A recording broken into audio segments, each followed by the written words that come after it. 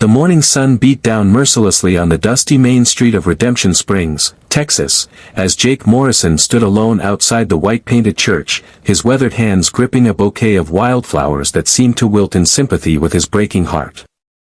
The entire town had gathered to witness what should have been the happiest day of his life, but instead, they'd watched Catherine Fairmont, the banker's beautiful daughter, climb into a carriage at dawn and disappear toward the eastern horizon with a traveling salesman, leaving nothing but a brief note and a community full of whispers. Sheriff Tom Bradshaw emerged from the church, his badge glinting mockingly in the sunlight, a cruel smile playing across his weathered face. He'd never liked Jake, never understood why a simple cattle rancher, a man who smelled of hay and honest work, should win the hand of the most sought-after woman in 3 counties.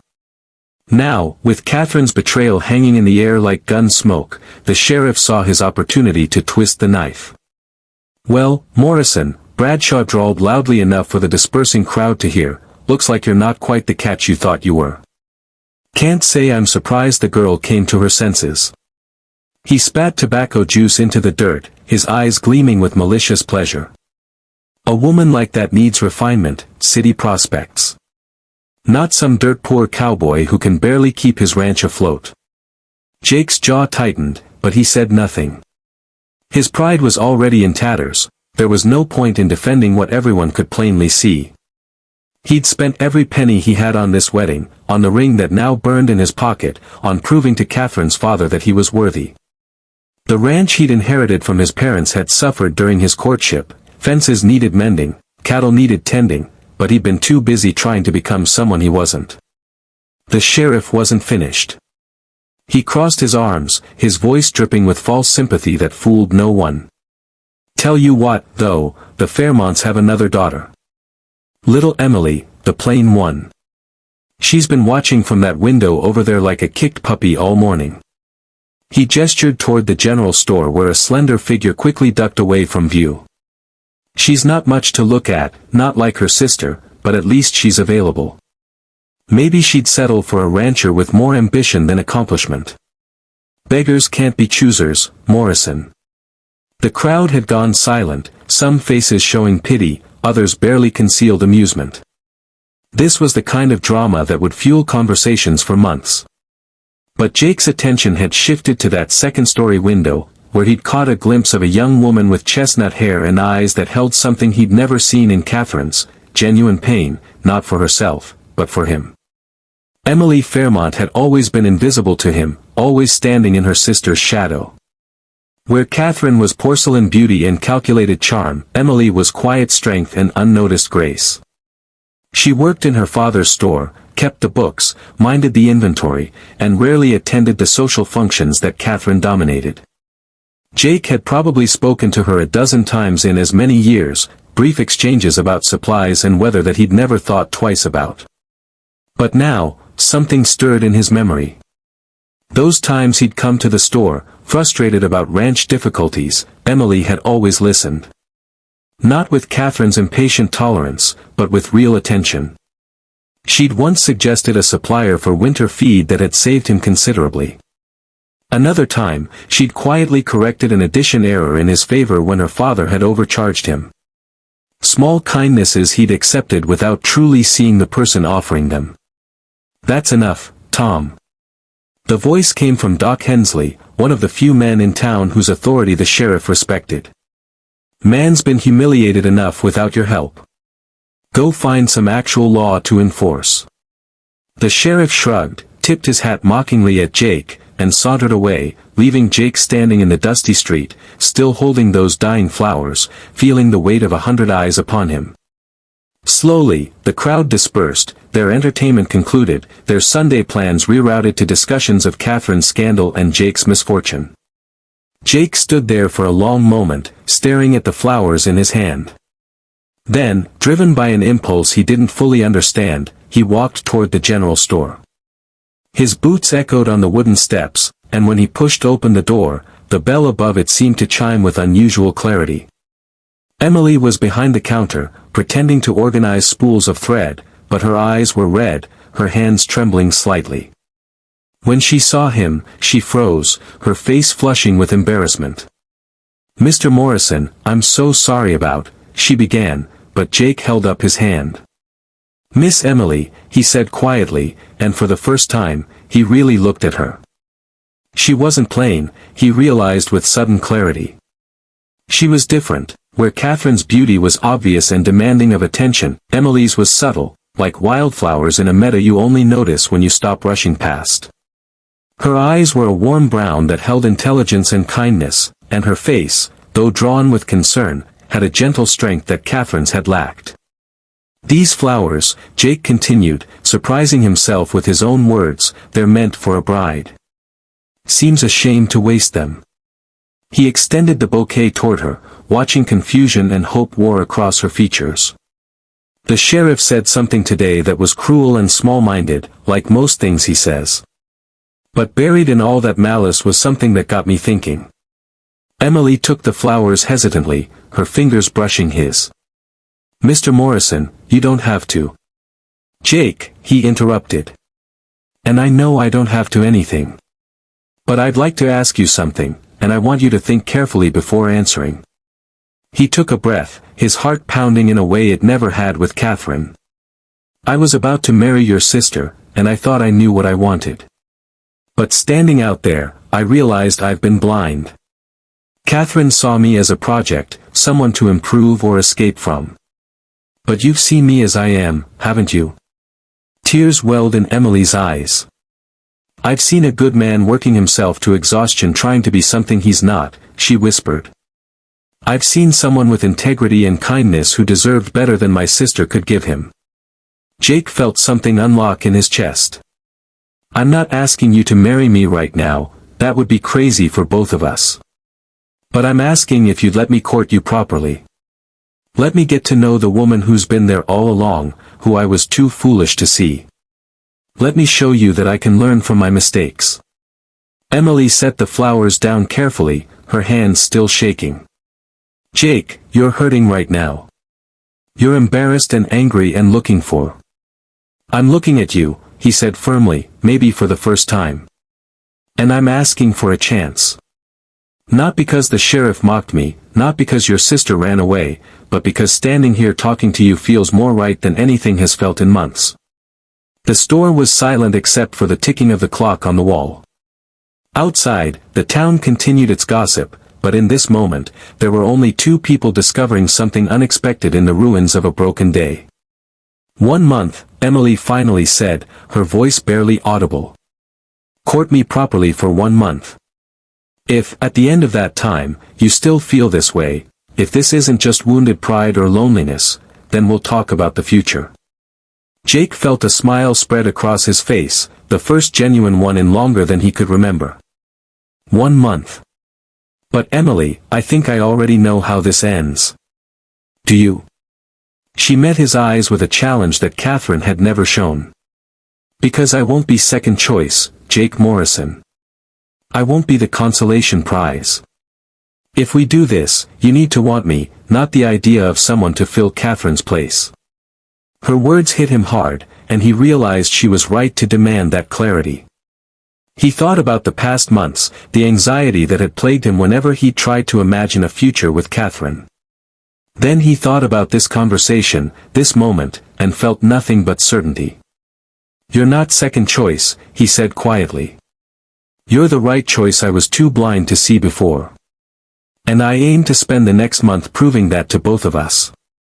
Emily picked up the wildflowers again, bringing them to her nose and breathing in their fading sweetness. "Then you'd better get started, Mr. Morrison. And maybe start by going home and taking care of that ranch. A man's life's work says a lot about him." Jake laughed, a sound of genuine joy that surprised them both. He tipped his hat to her and turned to leave, but paused at the door. "Emily. Thank you." "For what?" "For seeing me. For being honest. For giving me a chance I don't deserve." She smiled then, and it transformed her face into something luminous. "We'll see if you still think you don't deserve it in a month." As Jake walked back to his horse, the town's whispers followed him, but for the first time that day, he didn't care. He rode back to his ranch with purpose, seeing it with new eyes, not as something to escape from or apologize. The following Sunday, Jake Morrison did something that surprised everyone, including himself. He stood before the congregation at Redemption Springs Church and addressed them directly. His hands were clean but work-worn, his Sunday suit pressed but simple, and his voice carried the authentic ring of a man who had spent a week doing some serious thinking. "I know you've all been talking about what happened last week," he began, watching faces shift uncomfortably. "Can't blame you, it made for quite a spectacle. But I want to say something about Emily Fairmont before your gossip writes a story that isn't true." In the third pew, Emily's eyes widened in alarm. Her father placed a steadying hand on her arm. "I'm not courting Emily because her sister ran off," Jake continued, his gaze steady. "I'm courting her because in one honest conversation, she showed me more real kindness and courage than I'd seen in months of courtship with someone else. I'm courting her because she challenged me to be better while accepting who I already am. And I'm courting her because I was a fool who nearly missed something precious because I wasn't paying attention." Sheriff Bradshaw stood abruptly from his pew. "This is highly irregular." "Sit down, Tom," Doc Hensley said firmly. "Let the man speak." Jake nodded his thanks. "I don't expect everyone to understand. But I'm asking you to respect Emily, to see her as I'm learning to see her. She's not second choice or consolation. She's a woman of substance who deserves better than the role she's been given in this town's imagination. And if you can't do that, then keep your thoughts to yourselves, because I won't hear a word against her." He sat down to stunned silence, his heart pounding. Emily's face had gone pale, then pink, then settled into an expression of profound emotion that made his bold declaration feel worth every uncomfortable second. After the service, as the congregation filed out with considerably more to discuss, Emily approached him on the church steps. "That was either very brave or very foolish," she said quietly. "Maybe both," Jake admitted. "But you asked for proper courtship. Seemed to me that meant making my intentions clear and public. Jake Morrison, you're going to ruin your reputation defending mine." He smiled. "Emily Fairmont, I'm going to rebuild my reputation by deserving yours." The month that followed was unlike anything Jake had experienced. Instead of elaborate outings and social performances, he and Emily took walks around his ranch. She had a practical eye for what needed doing and wasn't afraid to offer suggestions. More importantly, she listened when he talked about his dreams for the place, not the grandiose schemes he'd spun for Catherine, but the real, achievable goals of a working rancher. Emily, in turn, revealed depths Jake had never imagined. She was well-read, thoughtful, and possessed a quiet humor that caught him off guard and made him laugh in ways he hadn't in years. She knew every plant on his property, could calculate cattle yields in her head faster than he could with paper, and had ideas about water management that were genuinely innovative. "You're remarkable," he told her one evening as they sat on his porch watching the sunset. "How did I not see this?" "You were looking for something else," Emily said without rancor. "Catherine is like a firework, bright, loud, impossible to ignore. I'm more like..." She gestured to the landscape before them, "this. Easy to overlook if you're not paying attention, but steady and constant and real." Jake reached for her hand, and this time, she didn't pull away. "I'm paying attention now. And Emily, what I see is more beautiful than any firework." But their courtship wasn't without challenges. 3 weeks in, Catherine returned. She arrived in a hired carriage, alone and visibly shaken. The traveling salesman had abandoned her in San Antonio, taking most of her money. She came directly to Jake's ranch, tears streaming down her perfect face, begging forgiveness and declaring it had all been a terrible mistake. Jake listened from his porch, aware that half the town was probably watching from various vantage points. Emily stood beside him, her hand in his, her face carefully neutral. "Jake, please," Catherine sobbed. "I was foolish and scared. But I see now what I gave up. Take me back. We can still marry. Everything can go back to the way it was supposed to be." "Catherine," Jake said gently but firmly, "nothing is going back, because the way it was supposed to be was wrong from the start. I thought I loved you, but I loved an idea. You deserve someone who loves who you actually are, not who I tried to make you into. And I found someone who loves me as I actually am." He squeezed Emily's hand, and she squeezed back, her eyes shining. Catherine's tears turned to anger. "Her. Plain, boring Emily. You're choosing her over me." "I'm not choosing Emily over you," Jake corrected. "I'm choosing truth over illusion.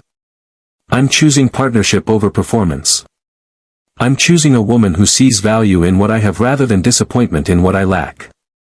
"You'll regret this," Catherine hissed. "When the novelty wears off and you remember what you could have had." "I'll remember I dodged a bullet," Emily said quietly, speaking for the first time. "Catherine, I'm sorry you were hurt. Truly, I am. But you made your choice when you left. Jake is making his choice now. And I'm making mine too." She turned to Jake, her face serious. "I need to say something, and you both need to hear it. Jake, if any part of you is doing this to prove something to the town or to Catherine, then we stop right here. I meant what I said about not being second choice." Jake released her hand and stepped back, and for a moment, Emily's face showed fear. Then he reached into his pocket and pulled out a ring, not the expensive one he'd bought for Catherine and returned for a refund, but a simple silver band set with a modest stone. "I bought this 3 days ago," he said. "I bought it because when I looked at it, I thought of you. Not of weddings or expectations or proving anything to anyone. Just you. Emily, our month isn't up yet, but I already know what I want to ask at the end of it. I love you. Not because you were convenient or available, but because you're you. Because you make me want to be better while making me feel like I'm already enough. Because when I imagine my future, you're in every part of it." Emily's tears flowed freely now. "Jake, you're sure? Because once you say these things, once we go down this path." "I'm sure," he interrupted. "More sure than I've ever been about anything." Catherine made a noise of disgust and stormed back to her carriage, but none of them paid her any attention. Jake took Emily's hand again and slipped the ring onto her finger. "This is your engagement ring, if you'll have it," he said. "I'm not asking you to marry me tomorrow. Take whatever time you need. But I'm asking you to say yes to a future together, to building something real and lasting." Emily looked at the ring, then at Jake, then at the ranch spread out before them. She thought about the life she'd lived in her sister's shadow, always the sensible one, the invisible one. She thought about the risk of trusting this moment, this man, this feeling. Then she thought about Jake's transformation over the past month, how he'd stopped trying to be someone he wasn't, how his shoulders had gradually relaxed, how his smile had become genuine. She thought about the way he listened to her ideas, valued her opinions, and made her feel seen in ways she'd never experienced. "Yes," she said simply. "Yes to all of it." Jake whooped with joy and swept her into his arms, spinning her around on the porch while she laughed with abandon. From town, they could hear cheers, apparently their audience approved. The wedding, when it came 2 months later, was nothing like the elaborate affair that had been planned for Catherine. It was small and simple, held at sunset on Jake's ranch with just close friends and family. Emily wore her mother's dress, altered to fit. Jake wore his best suit and a smile that wouldn't quit. Doc Hensley officiated, and even Sheriff Bradshaw attended, though he had the decency to look somewhat ashamed of his earlier mockery. More importantly, he'd been overheard in the saloon telling someone that he'd been wrong about Jake Morrison, that the rancher had more character than most men twice his age. As Jake and Emily exchanged vows, the words felt weighty with meaning. They weren't promising to love an illusion or maintain a facade. They were promising to see each other clearly, to weather difficulties together, and to build something lasting on the foundation of honesty and mutual respect. "I promise to never take you for granted," Jake said, his voice thick with emotion. "I promise to see you, really see you, every single day. And I promise that if I ever start to get lost again, I'll trust you to bring me back. "I promise to stand beside you, not behind or ahead," Emily replied.